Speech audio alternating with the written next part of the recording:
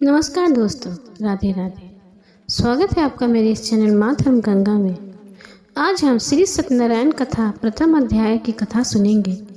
कथा अगर पसंद आए तो कथा को एक लाइक और चैनल को सब्सक्राइब करना न भूलें।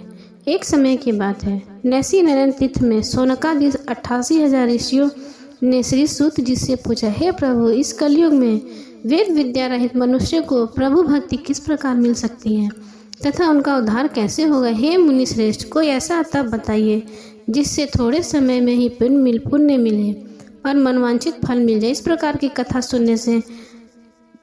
सुनने की हम इच्छा रखते हैं।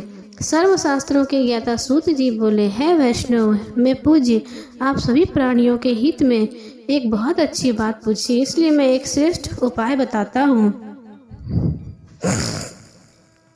जिसे नारद जी ने लक्ष्मी नारायण जी से पूछा था और लक्ष्मीपति ने मुनि श्रेष्ठ नारद जी से यह कहा था। आप इस बात को ध्यान से सुनिए। एक समय की बात है, योगी राज नारद जी दूसरों के हित की इच्छा के लिए अनेकों लोकों में घूमते हुए मृत्यु लोक में आ पहुँचे।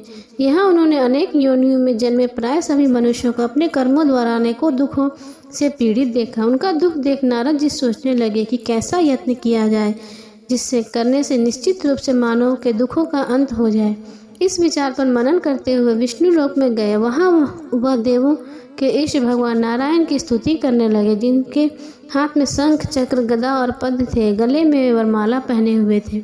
स्तुति करते हुए नारद जी बोले, हे भगवान, आप अत्यंत शक्ति और संपन्न है तथा मन तथा वाणी भी आपको नहीं पा सकती। आपकी यदि मध्य तथा अंत नहीं है, निगुण स्वरूप सृष्टि के कारण भक्तों के दुख को दूर करने वाले आपको मेरा नमस्कार।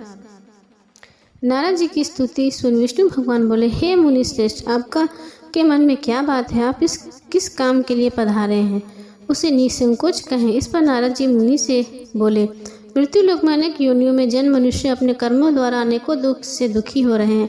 हे नाथ, आप मुझ पर दया रखते हैं तो बताइए कि वो मनुष्य थोड़े प्रयास से ही अपने दुखों को कैसे छुटकारा पा सकते हैं। श्री हरि बोले, हे नारद, मनुष्यों की भलाई के लिए तुमने बहुत अच्छी बात पूछी है, जिसके करने से मनुष्य मोह से छूट जाता है। वह बात मैं कहता हूँ, सुनो।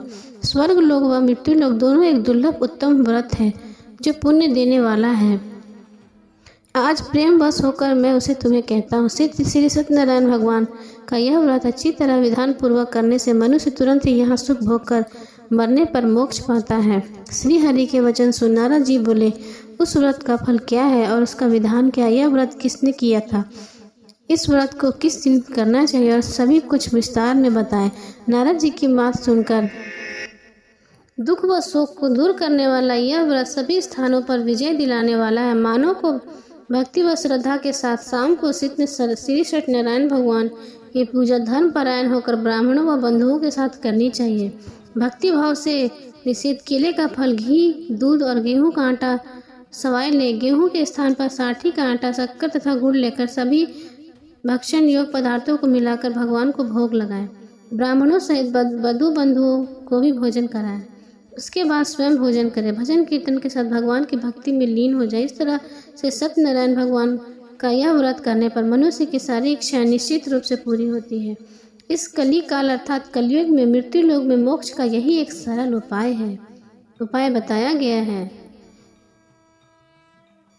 जय सत्यनारायण भगवान की जय।